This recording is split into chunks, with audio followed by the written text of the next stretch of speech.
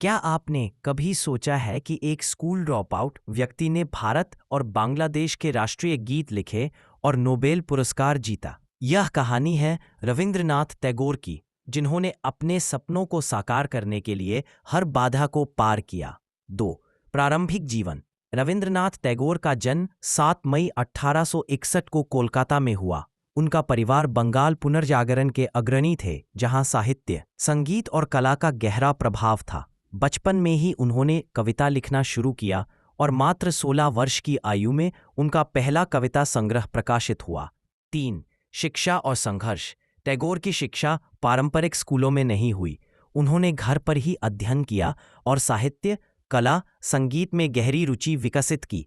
उनके जीवन में कई व्यक्तिगत दुख आए, जैसे उनकी माता की मृत्यु और प्रिय मित्र की आत्महत्या, लेकिन उन्होंने इन दुखों को अपनी रचनाओं में ढाला और उन्हें अपनी प्रेरणा का स्रोत बनाया।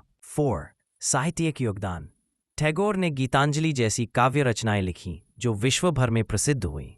1913 में उन्हें साहित्य में नोबेल पुरस्कार से सम्मानित किया गया। उनकी रचनाएं भारतीय संस्कृति और मानवता के गहरे आयामों को उजागर करती हैं। 5. समाज सुधार और शिक्षा। टैगोर ने शांति निकेतन की स्थापना की, जहां उन्होंने शिक्षा को एक नया दृष्टिकोण दिया।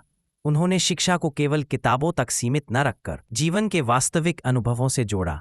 6. प्रेरणा। टैगोर की जीवन यात्रा हमें यह सिखाती है कि संघर्ष और कठिनाइयां सफलता की ओर मार्ग प्रशस्त करती हैं। उनका जीवन यह प्रमाणित करता है कि यदि इरादा मजबूत हो तो कोई भी बाधा असंभव नहीं होती। यदि आप भी अपने सपनों को साकार करना चाहते हैं तो टैगोर की तरह अपने संघर्षों को अपनी प्रेरणा बनाएं।